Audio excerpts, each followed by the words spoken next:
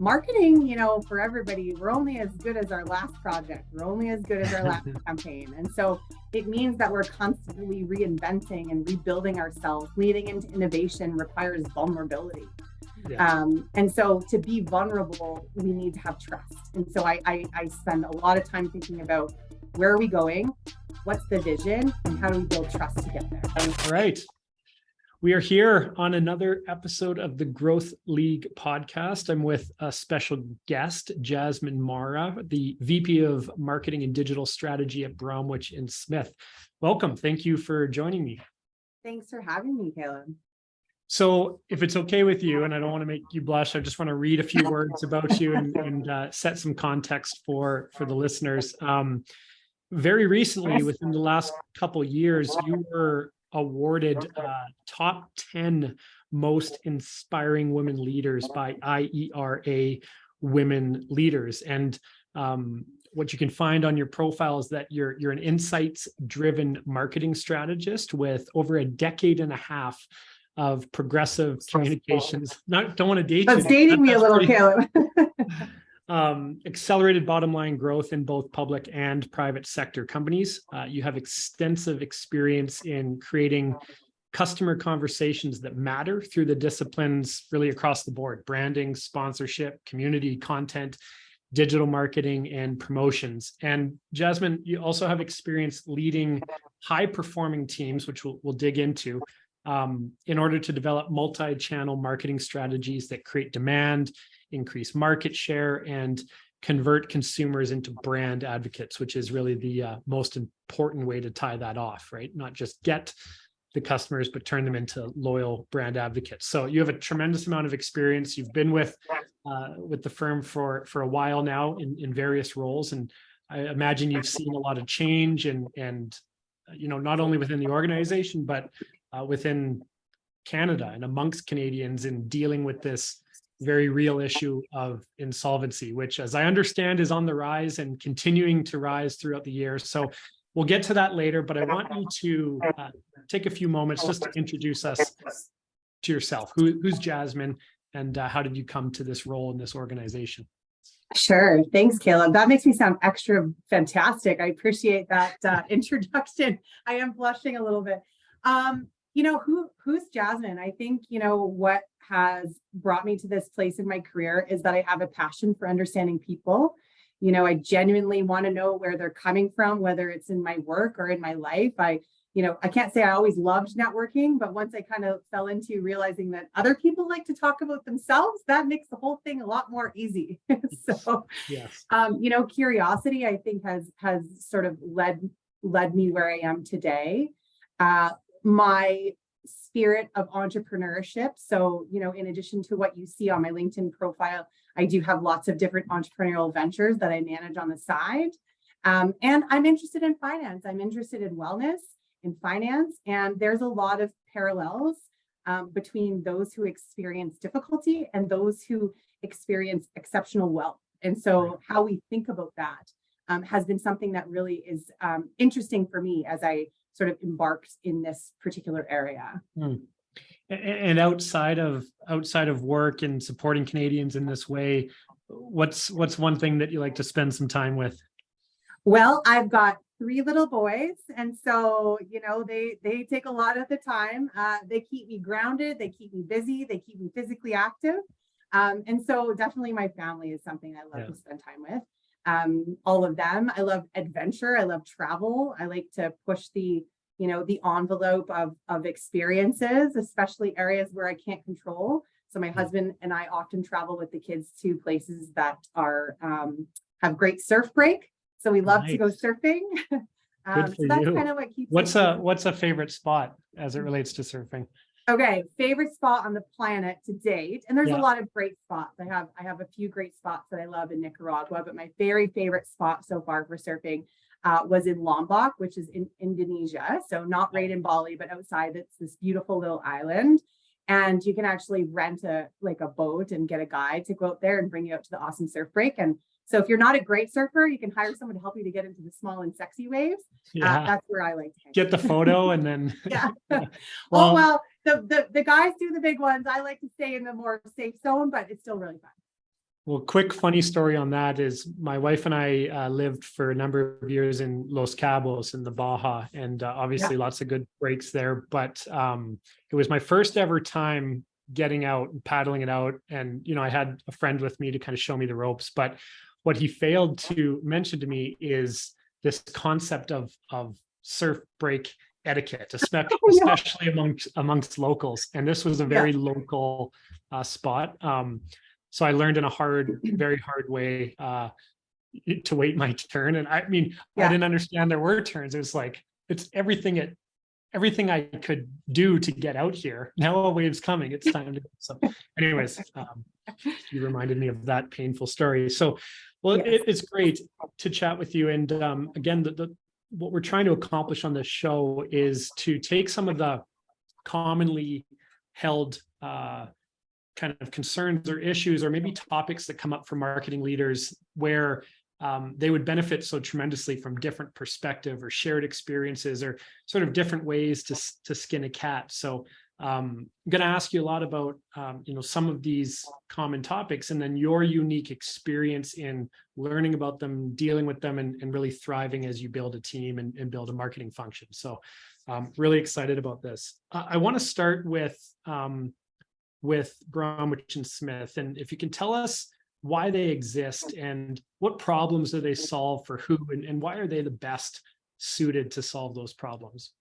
Absolutely. One of the things that I'm really passionate about is this idea of normalizing the conversation of debt. I think as Canadians, as humans, we don't have a social fabric of what good money management looks like. We don't learn it in school. Most often, most of us learn our money management, our money wellness, what's acceptable around money from our parents. And so what that means is if you've had a conservative mindset, get a good job, get a pension, invest in RSPs, don't do something too risky, you probably take that on. Alternatively, if you saw your parents, do the credit card shuffle or manage a lot of debt, again, we just take that on. We take that on as the norm. And so, one of the things that I think as a society we need to do better is acknowledge that we're all handling this money issue.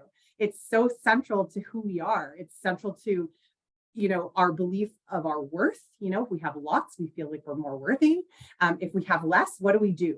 I joke all the time that, I can call my girlfriends and say, hey, my husband's driving me nuts. Can I come over for a glass of wine? And she'll be like, absolutely. But if I call and say, hey, I'm really struggling to pay my mortgage this month. Right. It's like, oh, I need to go do laundry. Right. It's so taboo, right? It's so don't have a socially acceptable fabric discussion around what happens if we are in a place where debt is a negative thing for us. Right. And to be clear, on average, 10,000 Canadians a month go insolvent. And the definition of insolvency largely is one of two things. It's your liabilities outweigh your assets, right? So you owe more than you own. Or the other definition is that you can't pay your bills as they become due. Okay. And so, one of those two would allow you to then potentially take advantage of the Insolvency Act, which allows you to either leverage consumer proposal or a bankruptcy to protect you. And a lot of people don't think about bankruptcy and proposal as a protection, but that's what it is. In this society, we believe in second chances. And so as Canadians, it's like, look, if you get into debt trouble, there's a way out. There's a way that we can protect you from creditors. There's a way that we can renegotiate your debts so that you're not drowning in interest or payments forever. And so that's really what we do. I think we believe in second chances. We look to help people in these difficult spots find a way to legally protect themselves and then help them on their journey back to financial wellness. Right. We want advocates, but we don't want loyal clients. If we have people who repeat business for us, we probably haven't done our job and we need to really help them get back on that financial wellness. That's awesome. There's some stark differences I've noticed between you guys and other similar LITs in that you guys spend a lot of time in creating content that not only educates but makes people feel okay, inspires them and motivates them and gives them little quick tip cheat sheets on how to think about this and spend time with this, whereas other firms that I looked at really just get into the transactional. This is what we do, this is how we support, and that's it. But that commitment to education and content and support, has that always been the case there? Or is that something that you felt compelled to weave into the, into the fabric of your messaging? Absolutely. I think, and we are at a new pivot point where we need to do even more of that. And so, we're working towards kind of doing more of that as we go forward. But, when I landed here 6 years ago, it was very interesting to me that there was no nod to the fact that this was a very emotional experience. Right. It was something that, hit people at the core. And so they might be coming to us for this protection, but a lot of times it's because something unexpected happened, a divorce, a job loss, a critical illness. I mean, I hate to say it, but we're all a little closer to that than we would like to appreciate, right? We don't have control over these things in the universe. So, it's been intentional to educate people. There is such a lack of education, and there continues to be a gap. And so that is really a focus for our team, is making sure that we, acknowledge the experience is not just about the transaction and the legal protection. Right, it is about, rebuilding where they want to get to, looking at credit, how do you manage your finances going forward? What do you do between the time your credit takes potentially a hit as you do this, and to get to the other side? Yeah, and so really facilitating all of that education, all that normalization, and making people feel accepted. It's a very lonely experience when you go through this. I'm telling you, our clients all the time often will share with us that they've not told anybody. How isolating is that? Right. To be in a place where you're so, filled with embarrassment and shame that you don't feel comfortable talking to your spouse or your friend or anybody. Yeah. It is definitely a piece to mental health. And so there's a big connection there. Yeah. Well, you guys do this very well in doubling down on, relationship and building a reason for people to feel comfortable coming to you, not just doing the work. So good job. And I think that as marketers, we all need to understand that when we're marketing to a person, selling them a product or a service, we're marketing to more than just their desires on that transactional piece, but they're humans with lives and emotions. Yeah. And if we care, that needs to be woven into our mix. So great job. And I think everyone can look at you guys as an example of how to do that well. You don't just get given awards for being, top inspiring woman leader, but I want to talk to you about how, not every day that gets dished out. So I want to talk about team a little bit and how your internal team is constructed, and what are some of the things you've leaned on over the time in building this team to inspire and motivate and hold to account in some cases. How do you weave that team together and get them all moving in the same direction from your experience? Yeah, it's a great question. I mean, I think, a lot of my time is spent on very intentional thought work. So what I mean by that is, putting together what is the strategy so that I can normalize it and socialize it with my team. I think everybody does better with a lighthouse, right? And so once I've got sort of that lighthouse and here's where we're going, here's the big picture. I believe in transparency, but also making sure that it's appropriate, right? Like, what is everybody going to do with this piece of information? A lot of times I see leaders be extra transparent in the effort to, build relationships, but sometimes too much information makes us feel overwhelmed because we don't know what to do with it.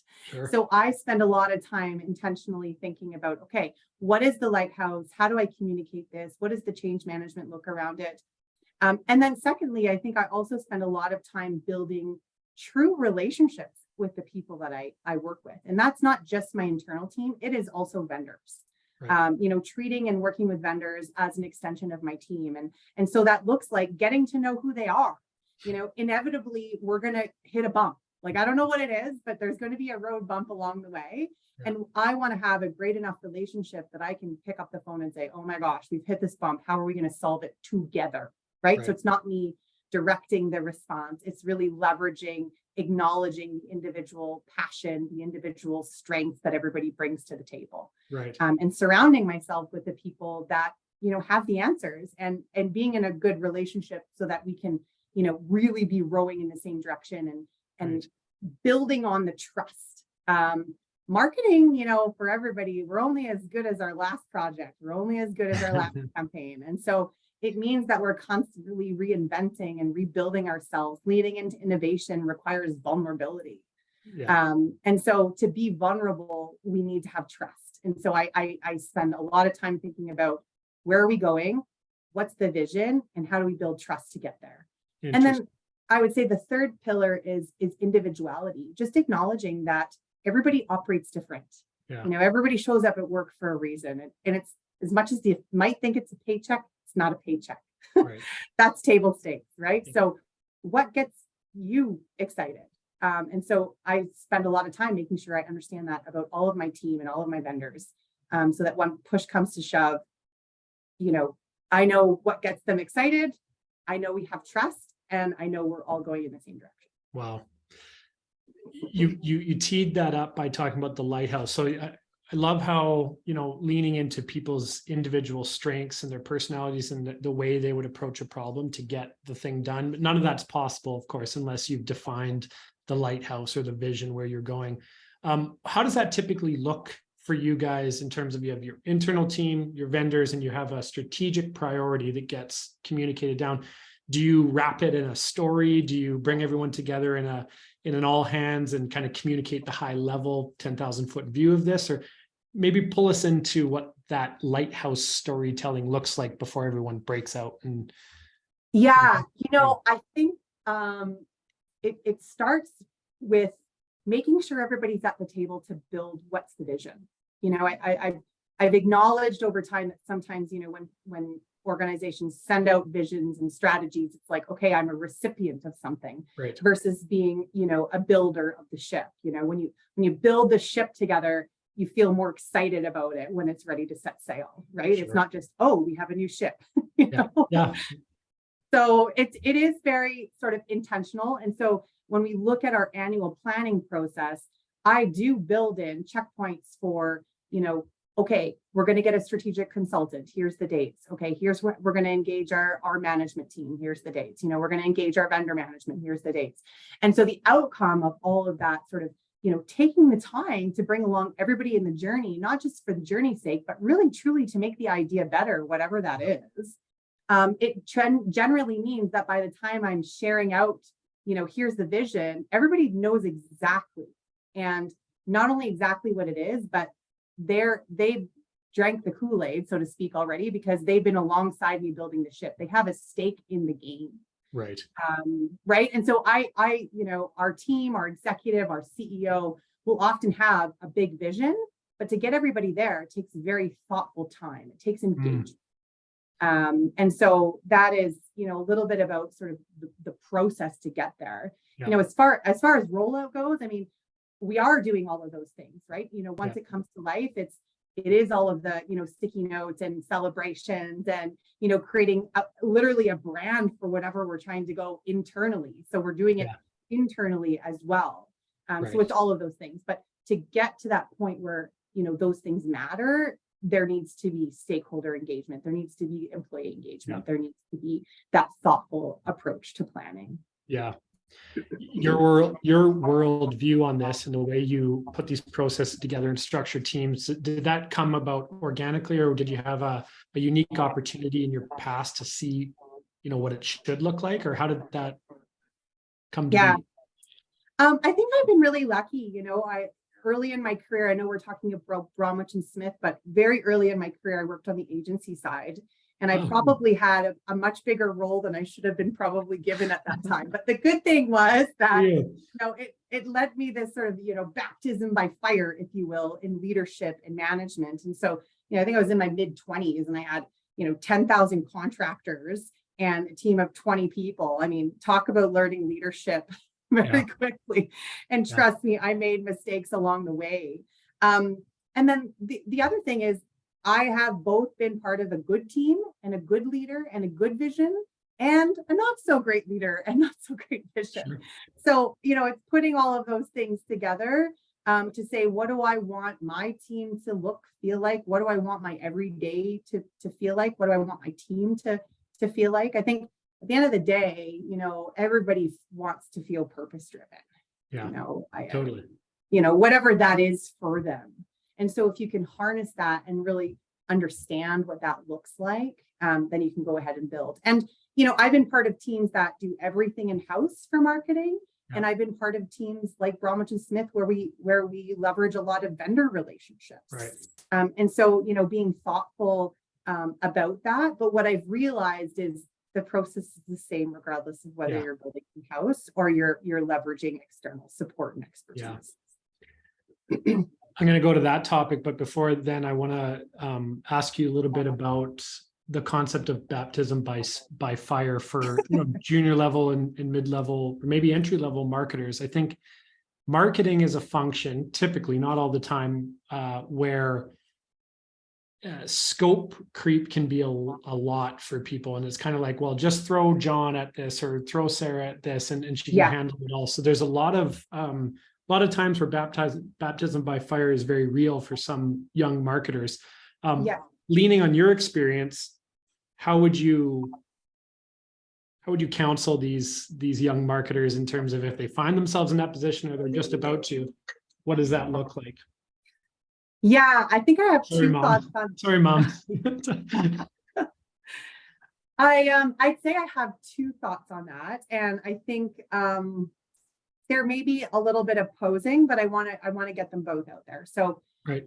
I think the first one is, and I met with someone this week, really lovely guy, starting in his marketing career, arguably very, very, very successful early on already. But he talked about his current experience a little bit in the sense of failing because he was experiencing this baptism by fire. Right. And what I would say is, embrace that there's also a positive outcome of that. We have this idea that we can't fail. Yeah. Whatever that is, right? Whatever that is, oh, I can't fail. I didn't do enough, or, maybe I get laid off. Maybe there's a restructure. I don't know what's happening. But the reality is there's always a gift in that. So try and look at it as hey, there's a gift. I could go back and tell myself to do 1,000 things differently with that early leadership role. But let me tell you, that for me propelled me to the next level because I learned so fast because I had to. And so the gift in that was that, I went hard and I made some decisions following that role to come back to Alberta and not travel so much and do all the things. But I wouldn't exchange that for the world. It was probably the 2.5 busiest years of my life.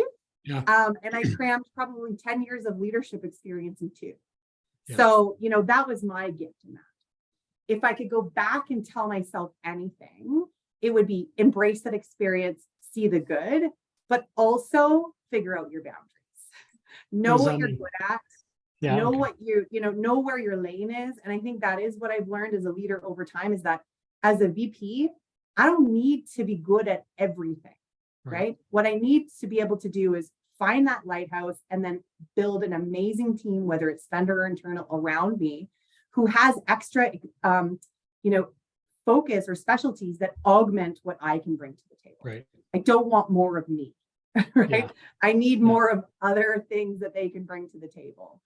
And so, I guess the other thing would be try and figure out what you're good at. And if you're early in your career, it might be, what do you love, right? Step back and think, okay, I don't like these things, but I like these things, right? And then see the gift in the fact that you get to see it all. Because whenever you find your lane, you're inevitably going to have to work with somebody in a similar, role, and you're going to have a lot more empathy for where they're coming from. Totally. So.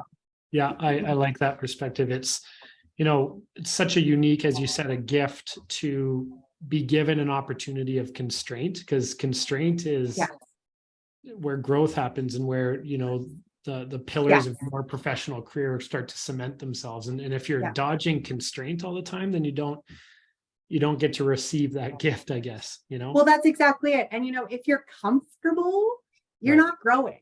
And as a marketer, part of what I have loved is that I'm never comfortable, right? There's always something changing, whether it's AI, which is the newest thing, oh gosh, or a new digital trend or something. It is about leaning into being vulnerable. It is leaning into, I don't know the answer, but we got to try.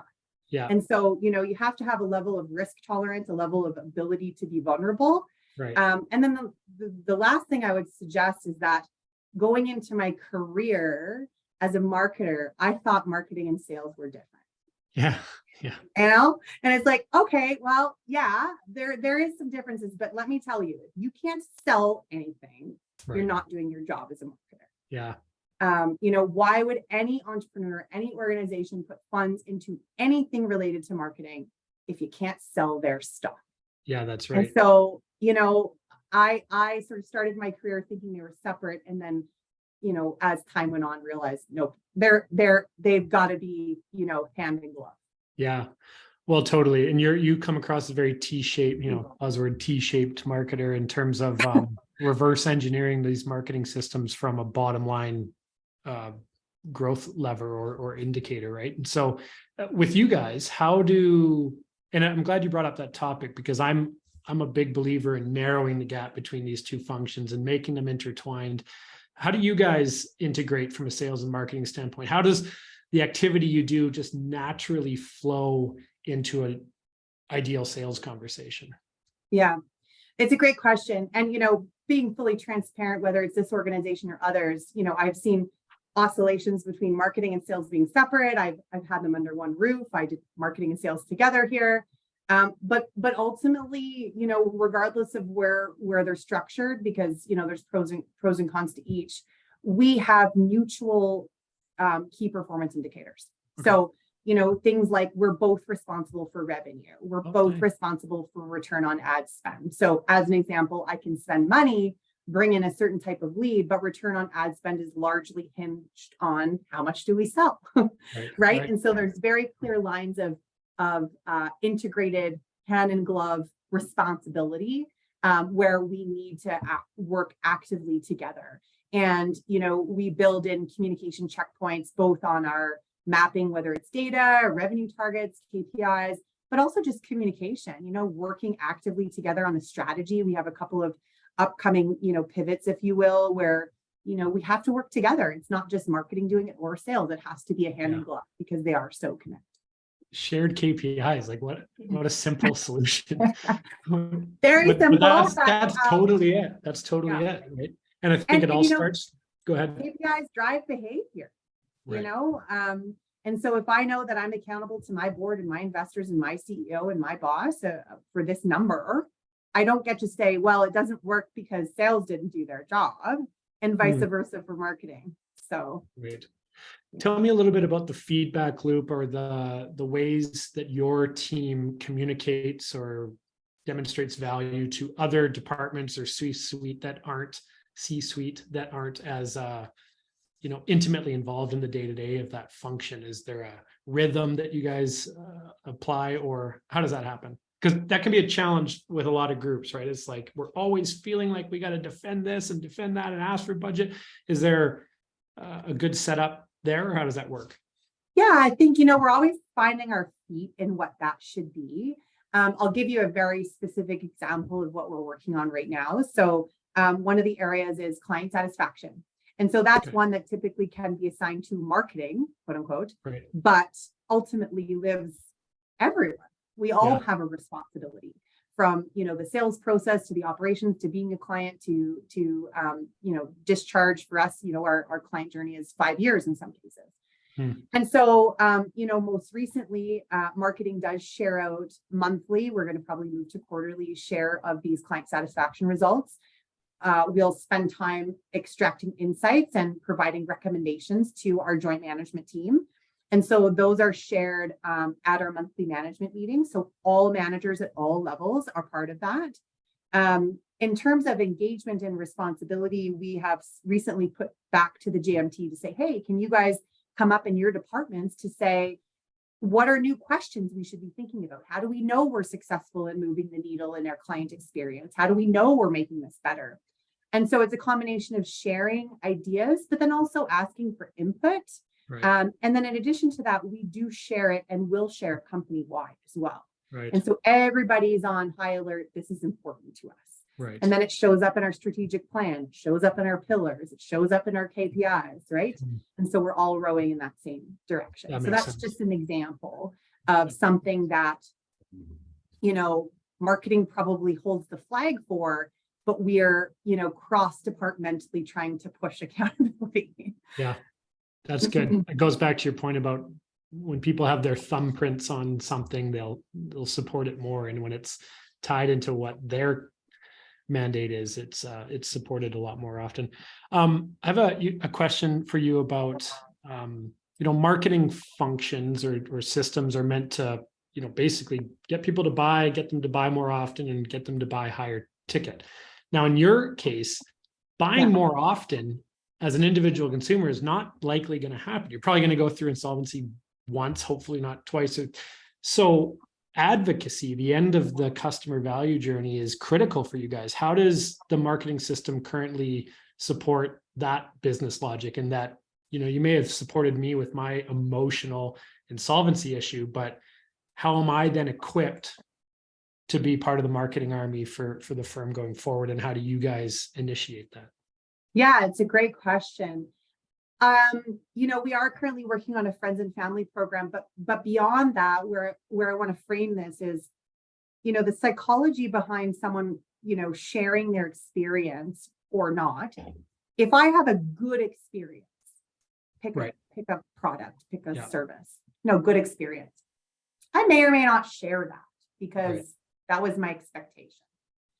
For us, you know, our clients come to us in a difficult position, right? And so, you know, if you have a challenge with a company, a product, a service, and you have a problem and you call them and they go above and beyond and they like surpass your every expectations and literally like make you feel like your life is different, they're going to probably tell someone, right? Because you far surpassed their experience. And so our sweet spot is that, you know, they might come to us for the legal protection of a proposal or insolvency, but we're going to go so far beyond that, or at least that's our goal for them, that, you know, we're equipping them with new budget templates. We're equipping them with how do you shape your mindset to be differently. We're educating them on, you know, how to investments work differently, so that when they leave us over the next, you know, let's call it 9 months, if it's a bankruptcy, or 21 months, or 5 years, if it's a proposal, they actually can say, gosh, I'm a totally different person. I'm never going to come back here. That was such a great experience. And the only thing I can equate it to is, you know, mindset is everything, whether it's finance or something you want to lean into in your life. And so if we can be that impactful, that we're providing them amazing relief and truly rebuilding their worth so that they feel better off as a person and a human, not just about their financial situation, but overall in their confidence and financial empowerment, we see they share. Totally. And so, you know, I think even though it seems counterintuitive, we have a very unique opportunity because it is such an emotional experience to have debt. And you are in such a difficult place when you potentially phone us. And so if we can really light the way and hold your hand and, you know, not be one of everybody else saying, you shouldn't have done that, shouldn't have bought that car, shouldn't have married that guy, whatever it is, you know, and we're going, you know what, let's not worry about any of that. I don't know, Caleb, if you've had something happen in your life that's been difficult that has carried shame, but I think, you know, we can all close our eyes. Maybe it's not bankruptcy, but it's something else where it's like, gosh, I went through that. That was really difficult. I didn't want to really share with anyone. It made me feel shame, embarrassment. And coming out on the other side of that, the people we remember are those who lift us up and help us believe in ourselves again.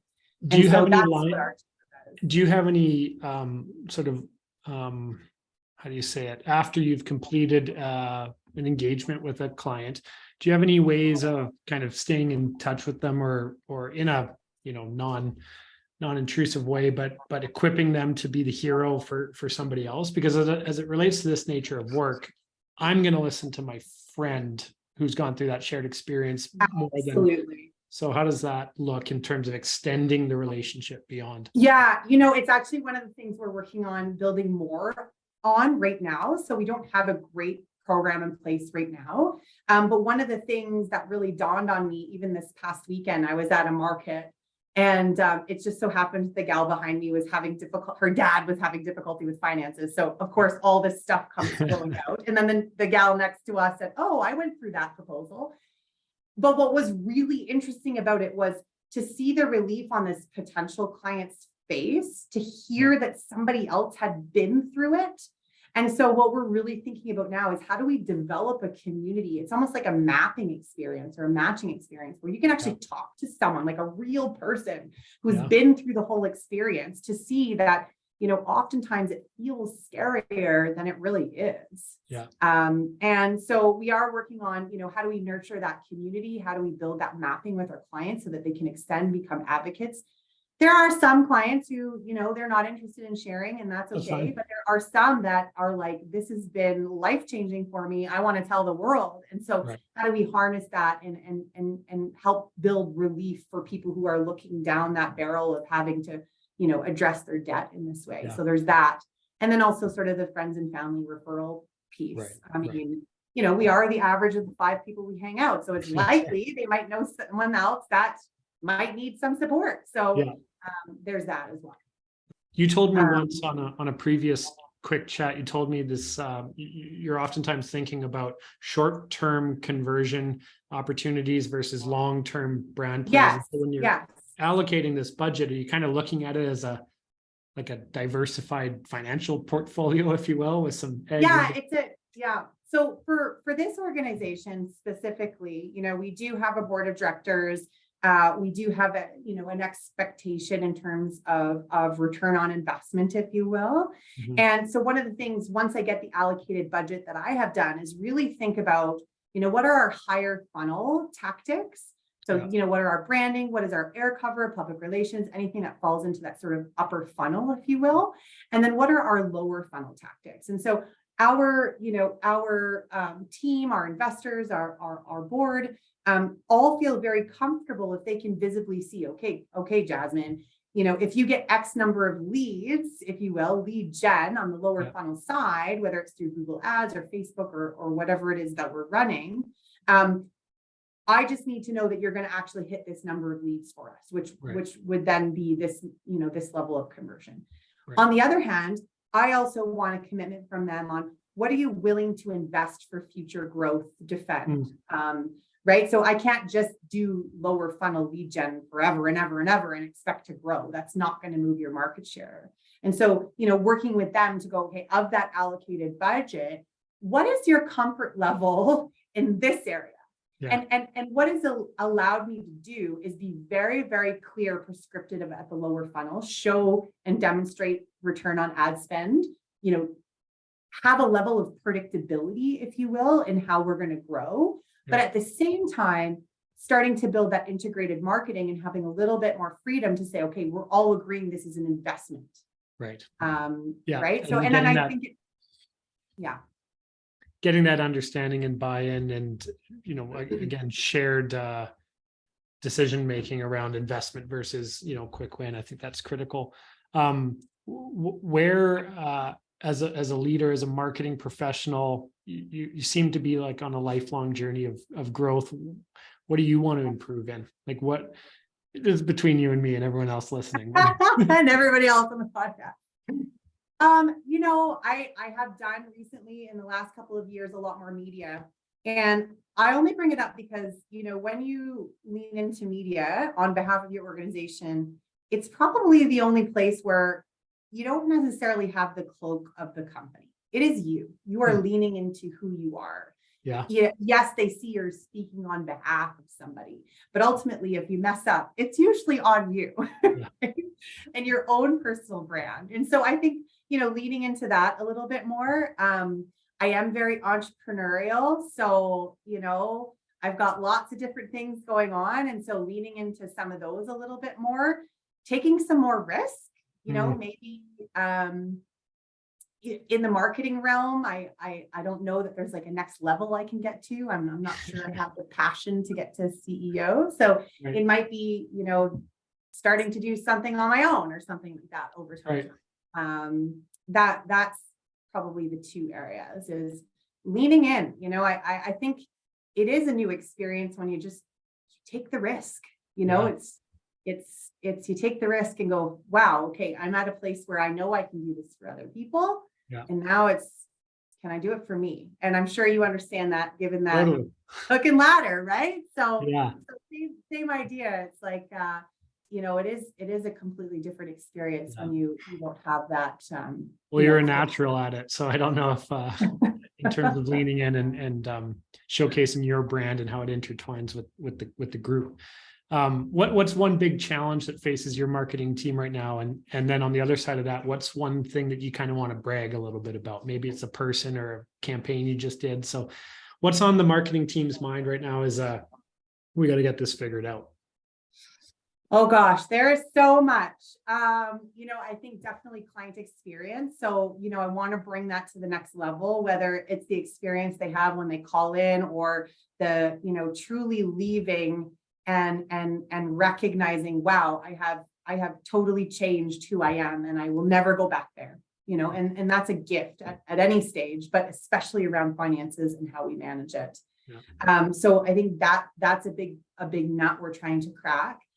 The other one is tech stack. Yeah. So I just say that and everybody laughs because they know, right? I mean, whether it's a fragmented experience and how that interfaces with client experience, how we pivot and get to the next level for positioning. I've got some ideas. I won't share too much, Caleb. Yeah. I've got a competitor listening No, to the of podcast course. today. But I think there is opportunity. There is opportunity for Bromwich Sith to play a totally different game than our competitors. Yeah. And if you're listening, competitors, we're coming for you. Yeah, exactly. Then you better level up, competitors. And is your team excited about the idea of tackling these together, or I get the sense that they kind of take on some of the characteristics of their leadership, right? So I can just imagine. I think so. I mean, let's be honest. I think at the end of the day, it's easier to just say the same. So I'm sure there's part of that, right. like, oh man, pushing us to a next level, right? Yeah. But I also think at the end of the day, we all want to be part of something exciting and something that we can hold up and go, wow, this is bragging rights for the next conversation. And so, I'm sure there's a little bit like, oh man, there's a lot of questions these days. We've gotten a new CEO in February, which is fabulous. She's wonderful and brings a really new breath of fresh air. But having a new set of eyes means we got to look at everything a little bit differently. Which is great. So, yeah. I think there's a little bit of appropriate discomfort, but also probably some excitement for the future. That's cool. Anybody that deserves some bragging on the team? I think the one person I'll brag about is someone who actually was helped to seconded to our team, if you will. Her name is Jamie, and she is leading sort of our data reporting and insights. And we integrated a CRM just under a year ago, and the level of insights that has come through the data modeling and transparency that she has brought has just been next level for us to make decisions around what to focus on from a priority perspective. So giving her a shout out, Jamie, even though she's on the finance team, she's kind of like quasi marketing. That's amazing. That's that integration that I'm talking about. It's one voice, it's one group, it's one customer journey. It needs to integrate other departments. Yeah. She's just been phenomenal as an analyst. She gets it. I love that she's got a third party perspective. She's connected to finance on the revenue side. So if we're going off to left field, she'd be like, don't forget about this. So I really love what she's brought to the table. And it's also allowed for a lot more accountability for our team. So, building ROAS on everything, whether it's a partnership or a Google campaign, we know it. And in real time, 3 times a day. That's awesome. So that's a huge weapon to have. To have on your side. Well, listen, this has been great. We could talk about these things for hours with you. I'm glad we didn't talk about AI because we don't have enough time. And we won't. But we won't. And thank you so much. I think again, it definitely contributes to what I'm trying to do from a purpose standpoint, is to give different ideas or perspectives or ways to attack these problems, or to be okay with where you are as a marketing leader, and understand that you should be thirsty for constraint and for situations that put you in a difficult spot from a comfort level, and then to be vulnerable. And as leaders, create vulnerability through making people feel safe, and letting Yeah, people do their own psychological thing. So, safety is huge. It's huge. yeah. So Huge. thank you for sharing your Yeah. time, and really appreciate your perspective on this. No worries. Thanks for having me. It was great. All right.